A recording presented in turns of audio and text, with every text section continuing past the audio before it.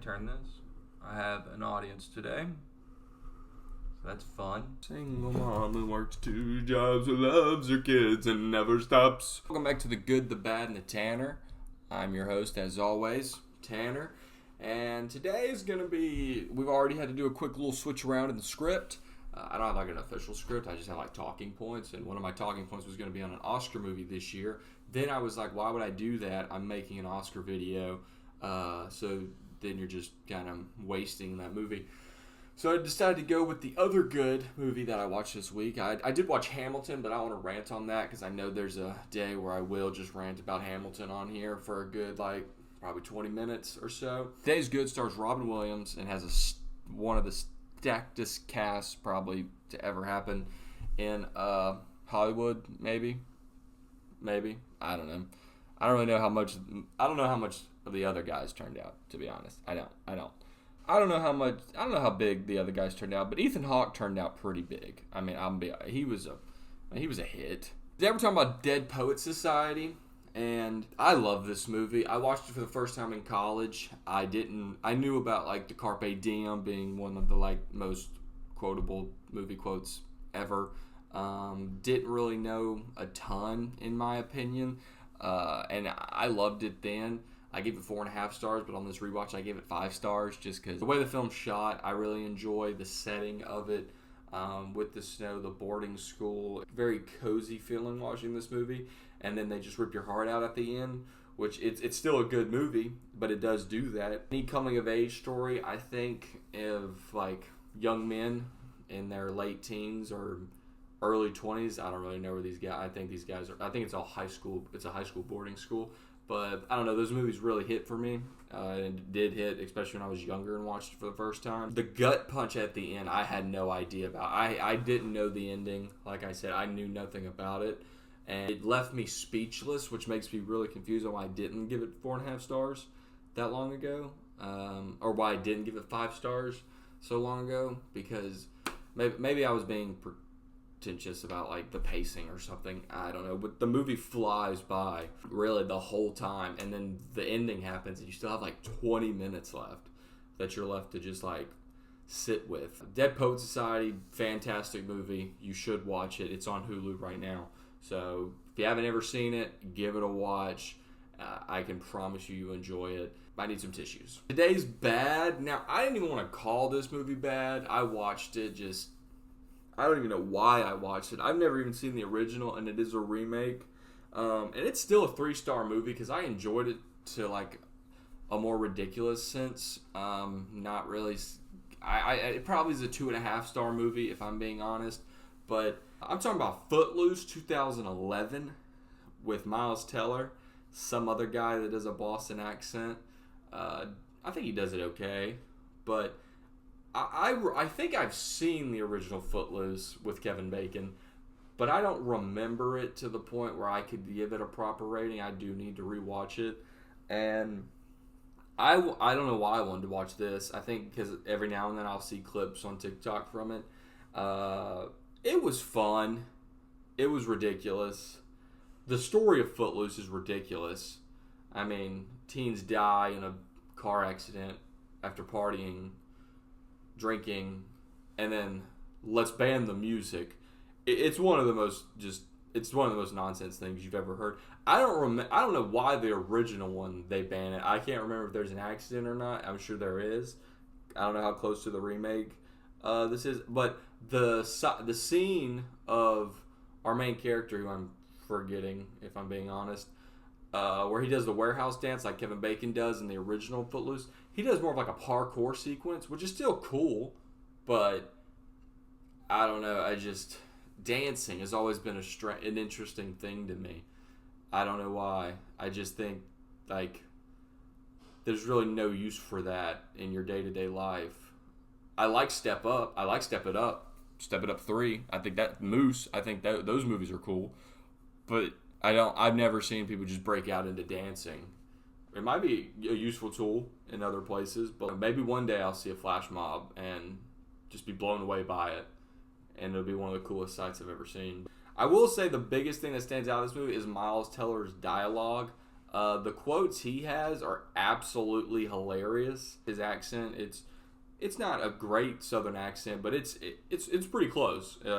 And it's very funny, in my opinion, most of the things he says. Pull up from IMDb. You can stick a quarter in that girl's back pocket and tell whether or not it's heads or tails.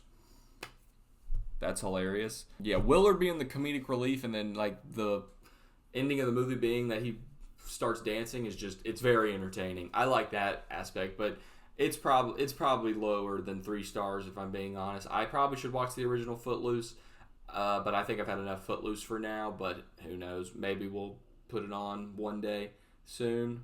Now let's get into the Tanner, and I don't even have much to say about the Tanner this week. It's How to Make a Killing with Glenn Powell, and I've been trying to watch this movie for like the last month, and it's gotten a lot of bad reviews online. I think it's at like a 47% on Rotten Tomatoes, which isn't.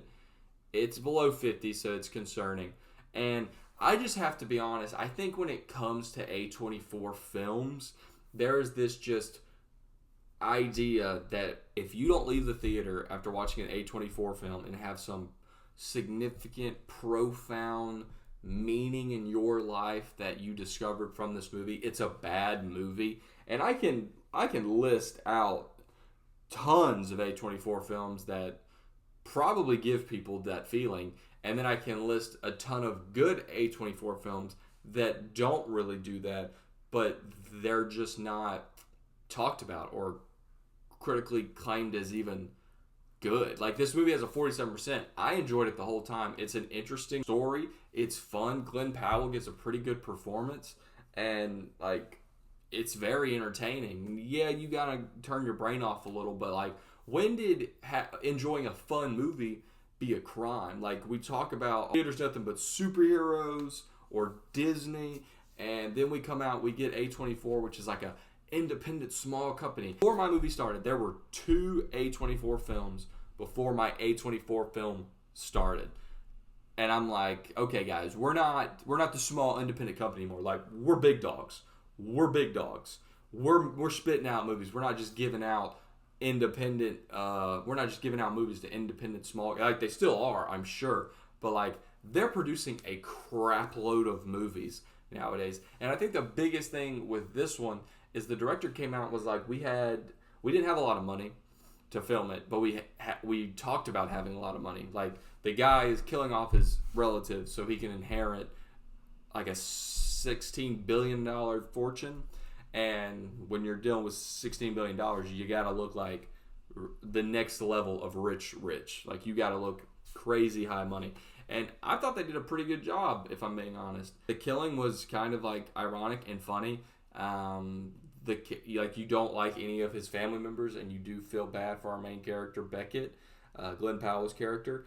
And the ending, the twist, it's kind of like, oh man, but it's also satisfying in a way. I'm not going to spoil it because you're really guessing until the very end. I didn't know if I loved the ending until the credits roll, but then I think I was satisfied with how it ended. It felt a little rushed, and like very like fast once it got there. I like the ending for the most part. A24 movie fans, they're already toxic. If someone has an A24 film on, they're screaming, "Oh, talk to me about movies," and then they're going to give you a bunch of movies you've probably never heard of, and they're going to sound super smart, even though they're not. It's terrible. It's terrible. Don't speak to those people. I don't know. People are asking for new original ideas.